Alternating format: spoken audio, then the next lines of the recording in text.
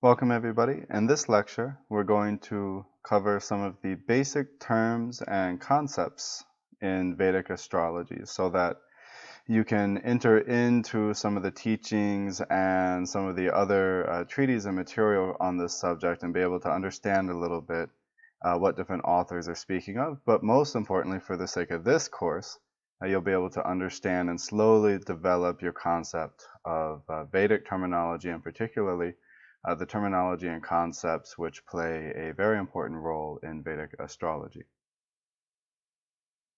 So these are some of the things that we're going to be focusing on learning throughout this whole course. This is the introductory lecture for the course.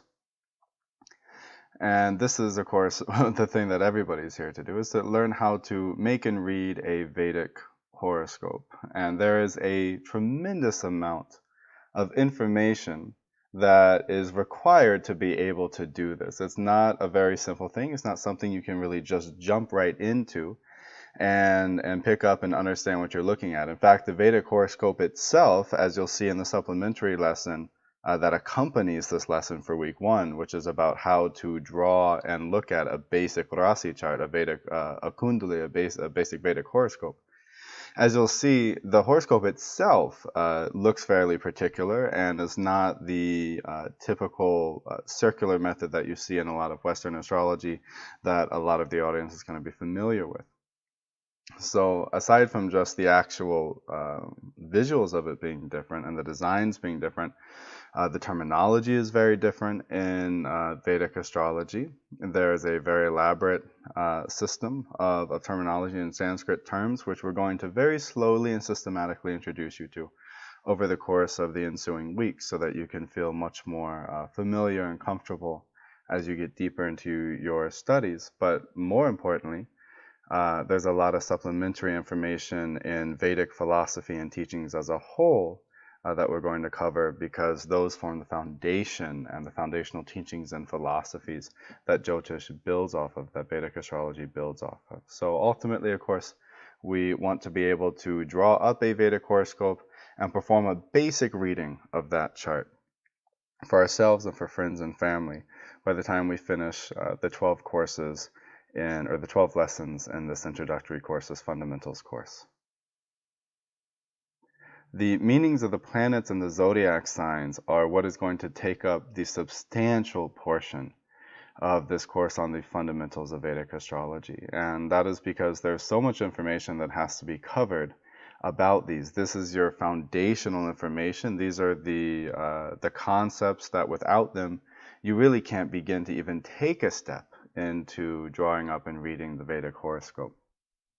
So as we get deeper into the ensuing weeks, we're going to deal systematically at a very comfortable pace with the traditional Vedic concepts of the planets and the traditional Vedic concepts of the zodiac signs and how these relate to each other. And again, how to understand the relationship of the planets to each other and to the signs. This is something called the concepts of rulerships and the concepts of aspects. And that'll be kind of towards the end of the lecture, or the end of this course, some of the last things that we're going to be focusing on and studying. After you've learned your zodiacs and you've learned your planets, then we're going to study the aspects between the planets on each other, how they influence each other, as well as how they interplay with the zodiac signs, because this is really the basis of all systems of astrology, whether it's Eastern astrology or Western astrology. So we cover some vocabulary at the beginning of every lesson. So towards the beginning of every lesson, we're going to introduce you to a few new words in Sanskrit. Some of these words, for example, like garma, are very common. They've kind of occupied a common place now in Western vocabulary as well. And some of the Sanskrit words are a little bit more particular, like graha and other such things that are particular terminologies used in Jyotish.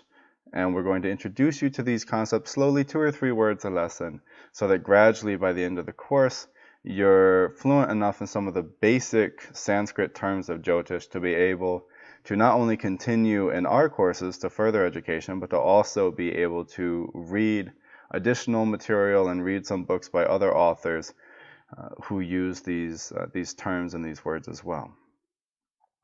First word that we're going to learn is Jyotish. Jyotish is the Sanskrit word for Vedic astrology. It means lights. It means kind of the study of lights in a sense. And so this is all the lights, the lights of the planets, the lights of the signs. Even traditionally, very high-level astrologers even took into account things such as meteors, comets, things of this sort passing through the sky, as well as eclipses and other phenomena. So Jyotish is the study of lights. The Rasi is specifically refers to the zodiac. So the whole zodiac is called the Rasi. A lot of astrologers you'll see in their books and in their treatises will sometimes refer to the natal chart itself as the Rasi. And there's a more complicated reason for why that's done. In Western astrology, you really only cast one natal chart. You cast one horoscope, which is based on the 12 zodiac signs. In Eastern astrology, in Vedic astrology, you can cast up to 16 different charts for a person, depending on the moment they were born. And only one of these is based on the actual 12 zodiac signs. And so oftentimes they'll refer to the natal chart itself as the Rasi. So a lot of authors will do this. But the particular term, the technical term for the natal chart is the Kundli. The Kundli is the actual horoscope itself, the birth chart of the native. So those are all the new words that we will be learning in this lesson. So the first things first, what is a zodiac? The zodiac is comprised of 12 constellations that form a circle in the sky called the ecliptic. And each constellation bestows a unique quality and energy. Now it bestows this energy to the planets that are associated in those signs, but even if there's no planet in those signs, the energy of those stars are still influencing us. They're still aspecting us. Remember, Jyotish means lights. And so long as it's emitting a light in the sky coming from the celestial sphere, it is having an impact on us. The interplay of these 12 signs with the planets is the basis of all astrology, whether it's Indian astrology, Chinese astrology, Western, traditional Greco-Roman astrology, regardless of the system. This interplay is the basis of all forms of astrology. You'll need to memorize these 12 constellations and their symbols. This is important. Again, partly you need to know the names of the constellations if you're going to be interpreting them. It's just a matter of terminology and understanding more of the science. We should also learn the symbols, again, partly because many other authors and writers are going to be using these symbols in their treatises. And so you need to memorize them so that you can read and understand these other subjects thoroughly. And also, just for shorthand, short reference, you don't always want to write out the word Aries, Taurus, Gemini, Cancer, so on and so forth. So please memorize the 12 names and the 12 symbols associated with these names. The classical planets. Now, the reason why we distinguish between the classical planets and, for example, the modern planets, classical planets refers to the planets that are in the sky that we can see with the eye. And again, this comes down to that concept of why the word for Vedic astrology is Jyotish. It means lights. The planets that are beyond what we can see, the planets that are so far away we just simply can't see the light with the naked eye without the use of modern inventions and technology. Their light is so subtle that you're not going to find many human beings whose vibration is at a level where they can actually respond to those extremely subtle lights. So in the case of people who are very deep in the meditative path, beings that are doing a lot of very high-level work with the world, you might want to look at the placements of planets such as Neptune and Uranus and Pluto in their charts. But in traditional Jyotish, traditional Vedic astrology, which is what we're focusing on in this course, we use the classical planets, which are the classic 7 planets, which we can see with the naked eye, as well as 2 other planets, which we're going to speak about in a moment. So the 7 classic planets follow the order of the weekdays. The Sun for Sunday, Moon for Monday, Mars for Tuesday, Mercury for Wednesday, Jupiter for Thursday, Venus for Friday, and Saturn for Saturday. I would recommend that you memorize the association of the planets with the weekdays, not just as a memorization tool, but also because the specific orders of the planets, this particular order, is used quite a bit in some other astrological techniques, which we'll learn later on. So it's useful to memorize it also for remedial astrology. Certain works done with certain planets are done on the days associated with those planets. And we're going to talk more about remedial aspects of astrology at the end of this lesson, though we won't really go into it in depth in this entire course because that's a very advanced level of astrology. We'll deal with it more in some of the later, more advanced courses. In Vedic astrology, we also use the north and south nodes of the moon called Rahu and Ketu. Now these are shadow planets. They're actually used to calculate solar and lunar eclipses, and they're based on the wobble of the moon as it moves through the ecliptic. These two places are they're actually very important planets in Vedic astrology, and there are some Western astrologers who have actually used them and had some success using them, but for the most part, Vedic astrology has really emphasized the use of these two shadow planets because they have such a tangible effect on the sun and the moon in the form of eclipses. So in a sense, they're the shadows being cast by the moon and by the earth. And they have very pronounced effects on our psychology and on our development as a whole throughout life. So we're going to spend a lot of time on Rahu and Ketu later on as we progress in the course. And here I've given a basic chart with the symbols for each of the planets. So again, please memorize these symbols because these are what you're going to be drawing into the natal chart. You don't, again, I mean, you can, but again, it's kind of just shorthand. You don't want to be writing sun, moon, Mercury every time you're drawing up a chart.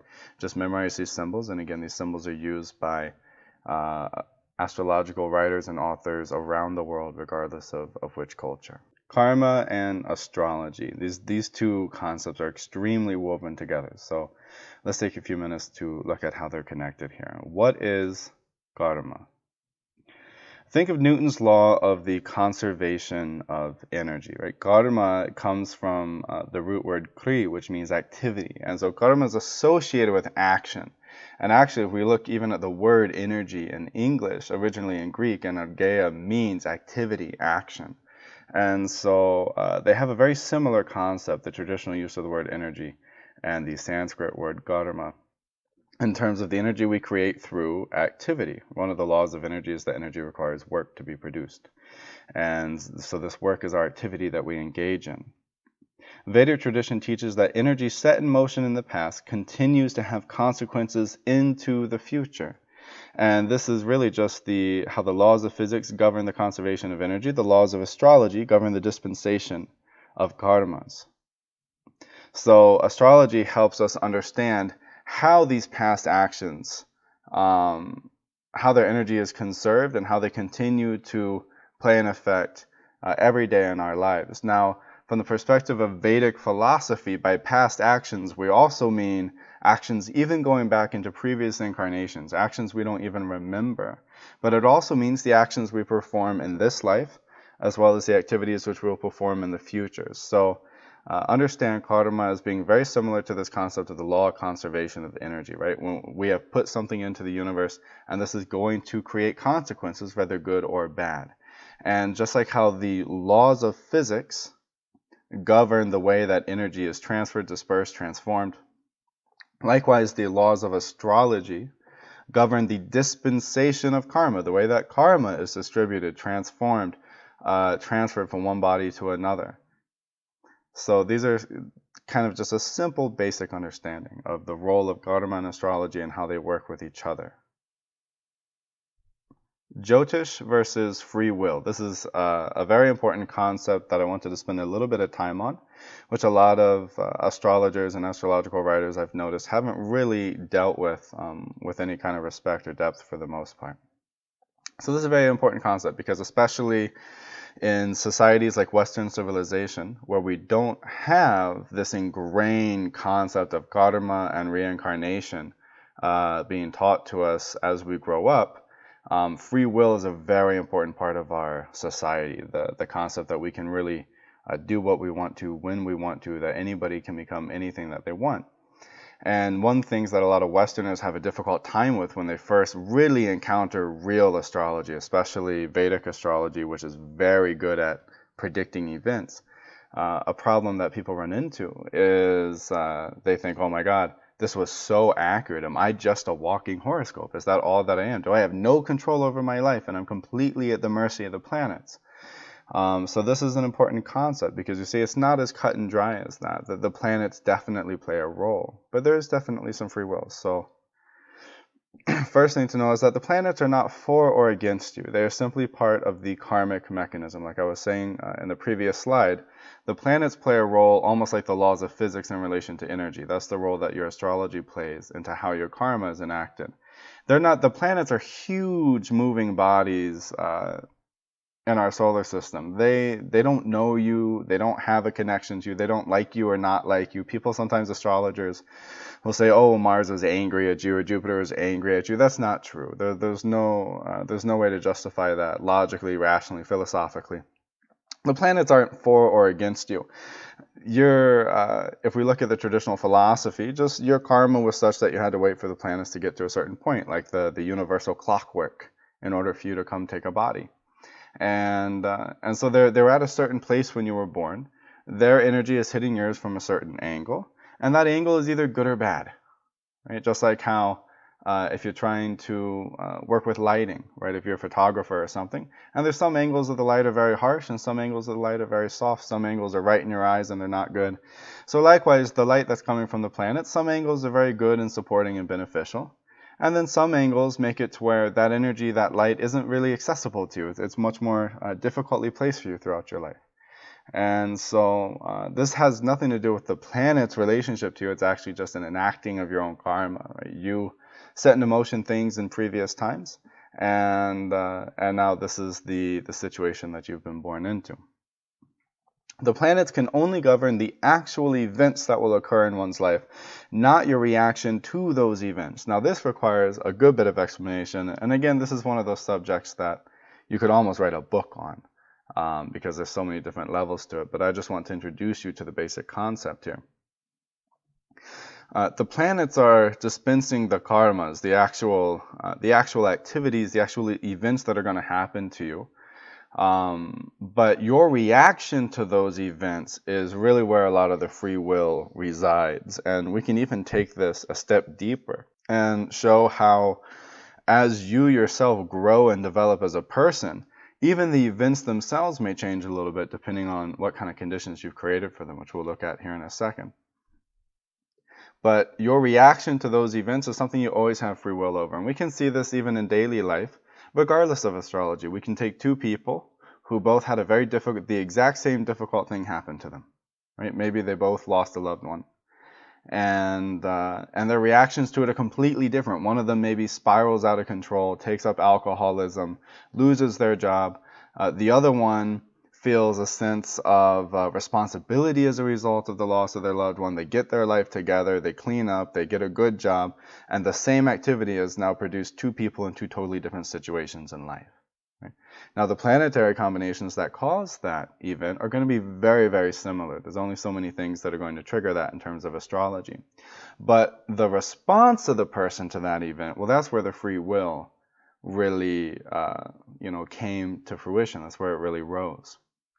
So your free will is limited to the karmic dispensation of your birth and your willpower to overcome this karma. Right? So we have two aspects here. Your free will is limited to the karmic dispensation of your birth, meaning you don't have any control. Try as you might. You don't have any control over where you were born, how you were born, who your mother was, who your father was, what country you were born to, what time period and era you were born into, which culture you were born into. So that's a number of things right there you have no control over. Right? It's already happened. It's in the past. Those are the situations of your birth. So even there, psychologically, we understand that a lot of what you feel are your own free will decisions in life are actually just the results of when you were born, how you were born, your relationship with your parents, your relationship to your home environment, your relationship to your culture, your early childhood experiences. Psychology has fleshed this out very well for us. So we can look even without concepts of astrology and see that there's definitely something called karma. There's definitely we don't just have a blank slate. We're born into a certain series of conditions.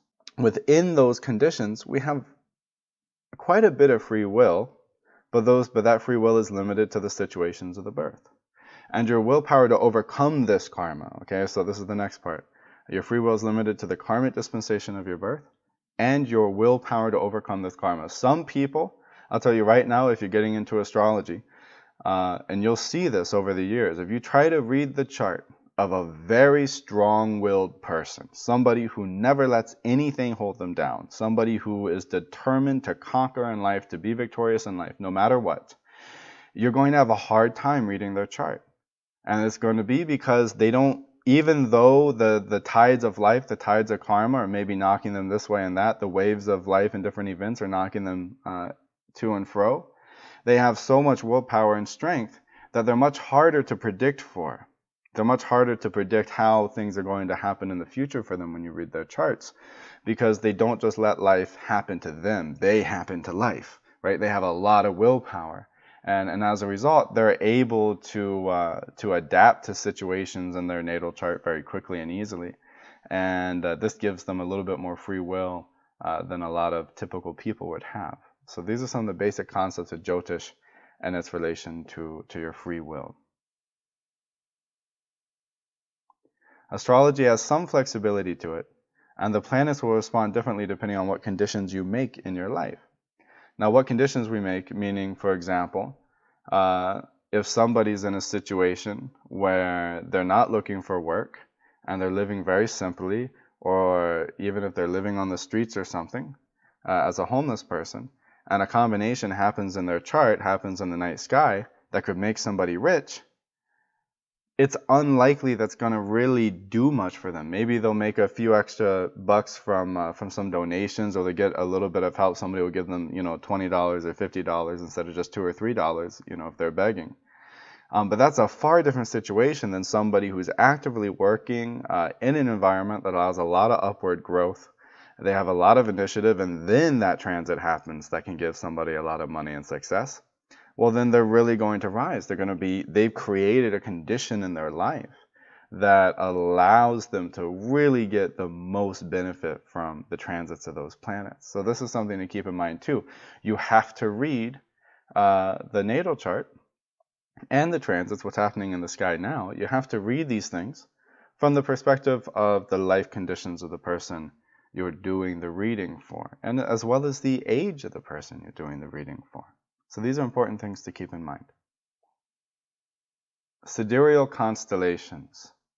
If you're familiar with Western astrology, you'll notice that the calculations are a little different in Vedic astrology. And I wanted to talk about this here because this really does cause some confusion for people, especially in the English-speaking world, or people that are familiar with Western astrology as opposed to Indian astrology.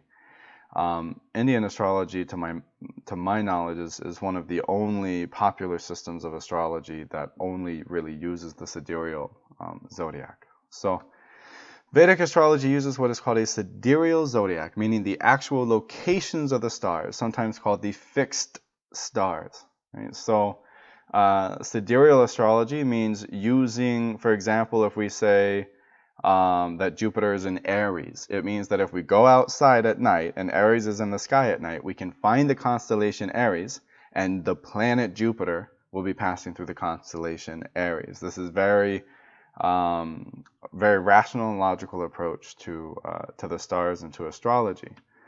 Western astrology uses a tropical zodiac, and a lot of people don't actually understand what a tropical zodiac is. This means a zodiac calculated based on the seasons. This zodiac shares the same names of the constellations, but has nothing to do with the actual constellations in the sky. Now, just by happenstance, by the time that we live in now, the differences between the tropical zodiac and the sidereal zodiac aren't that big. They're about one zodiac sign. So for example, if you are a Leo in Western astrology, that's your sun sign, your sun is probably in Cancer in Vedic astrology. There's about a one sign difference there. But this will get larger and larger. It'll get to where totally opposite sides of the sky differences, 180-degree differences between the actual constellation and what we call the tropical constellation. right? So the tropical sign, when we say tropical sign, what we really mean is where the sun is in that season. So when we say Aries, we really mean the beginning of spring, right, in the tropical zodiac. When we say Taurus, we mean where the sun is a month after the beginning of spring. Right?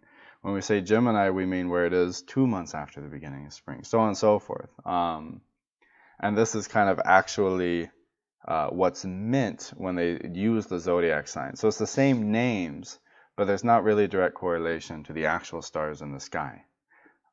Now, obviously, this is going to cause some confusion, which brings us to our next point, Western astrology versus Eastern astrology, which again is really just sidereal astrology versus tropical astrology. So both systems produce results. This is the first most important point. There are some incredible Western astrologers out there who can really produce incredible results from their system. They're masters of their system. This means that there's definitely a science involved. There's an art involved. Eastern astrology as well. There are some incredible Vedic astrologers out there who are really masters of their system. But there's some fundamental differences in the systems, and so they don't combine very easily. Now, what follows here are some of just from my experience, because I studied Western astrology for years before I began studying Jyotish, Vedic astrology. So I wanted to share some of my insights into this, having been asked this question a lot of times. So the seasons are the personality of the earth. And the seasonal or tropical zodiac is naturally good at understanding the personality and psychoanalysis. So if we look at Western astrologers, and we look at how a typical horoscope is read in Western astrology, the personality is really the focal point of the entire reading. Right? And my understanding of this, my conclusion about this, is that the reason why Western astrology is so good at giving that psychological insight into a person is because it uses a tropical, a seasonal zodiac. And because the seasons are kind of like the personality of the earth. And so likewise, the ego, the personality of the self, can be understood from that seasonal zodiac. Now, both systems can give their own different perspectives on psychology, but this is my understanding in regards to Western. The fixed stars in the sky govern our actual karmas, right? The actual events that are going to happen to us. So the sidereal system of Jyotish is very good for determining the actual events of life, such as marriage, health, wealth, etc. Where Jyotish rises beyond other methods is its emphasis on prediction and the wide variety of tools at its disposal to accurately predict events. Now, tangible, actual events is really where Eastern astrology, where Vedic astrology really rises to the top and kind of rules supreme from there. And that's because where Western astrology can be quite good at helping us understand how we're going to respond to a situation in life, the actual situation itself is very easily predicted with the tools and methods of Vedic astrology. So because of this, some of this is because Vedic astrology has a historical use in Indian culture as being a very practical means of making decisions. And so even still today in India, people get married after consulting an astrologer for a good time. People get married after consulting an astrologer to make sure that the charts between the two people are compatible.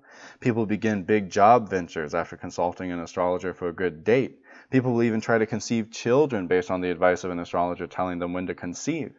And traditionally, even rulers would wage wars and begin battles based on the advice of astrologers. So classically in Hindu culture, astrologers needed to be able to predict actual events, right? Like the ruler didn't care how he was going to be feeling that day or what that meant for who he was as a person. He needed to know what was the best day to go into battle. And so because Eastern astrology, Vedic astrology developed in this culture of actual practical needs and uses, we now have now Jyotish has become a very practical, events-oriented method of prediction. And there's much deeper levels to it than that, as we'll see in some of the later courses especially. My preferred use of Vedic astrology is to understand a lot of the subtle spiritual karmas that are involved in a person's life. So it goes even just beyond the typical mundane worldly concerns. But that is definitely an area where Vedic astrology excels exceptionally, is its ability to predict actual events before they occur. Remedial astrology. This is the last part of our slide here, and I wanted to cover it because it's a very important concept and plays a very important role in Vedic astrology. And in my opinion, it's one of the things that really separates it from other systems out there. Vedic astrology has developed a specialized science of remedies. Right? Every planet has certain sounds, which are mantras, images, which are yantras, and meditations, which are tantras, and actions, which are kriyas, that can transmute their malefic energies into positive energy. Now, this is a profound science that exists within the scope of Jyotish, that we can actually, instead of just telling you, oh, something bad's going to happen, this looks difficult, we can then tell you, well, let's do something about it. This is a special gift that Vedic astrologers have that you don't really see in a lot of other methods when it comes to astrology, that there are ways that we can apply the science of sound vibration, the science of light vibration, the science of actual activities and how certain activities relate to the planets themselves. We can apply these concepts scientifically to kind of encourage the good sides of a planet to come into our life, and to discourage the harsher aspects of a planet and push it further away from our life. Skilled astrologers can also recommend Vastu and Ayurvedic remedies. Vastu is the Indian science, which is very similar to Chinese feng shui, except for Vastu is very woven into classical Indian astrology. So Vastu is about how to orient your house, which room to sleep in, how to sleep, where you should do different activities, which room should be your office, which room should be your family room, things like that based on your natal chart. And classically, there's aspects of Vastu that can actually be used to remedy some difficult parts of your chart. And Ayurvedic remedies as well, because the planets, every planet has a role. Ayurveda is Indian medicine, classical Indian medicine. And every planet rules over a different part of your body, a different aspect of it, whether it's the lymphatic system, the bones, the tissues, the muscles, your nervous system. The planets rule over these different parts of your body. And so when the planets have problems, that part can become weaker and afflicted with sicknesses. And so classically, Ayurveda is also very much interwoven into astrology. A lot of Ayurvedic physicians will consult astrologers, and astrologers will often recommend people to go see an Ayurvedic physician to help take care of some issues with the physical body that show up in the natal chart. So these are some of the basic concepts and aspects that I wanted to talk about in this introductory lecture.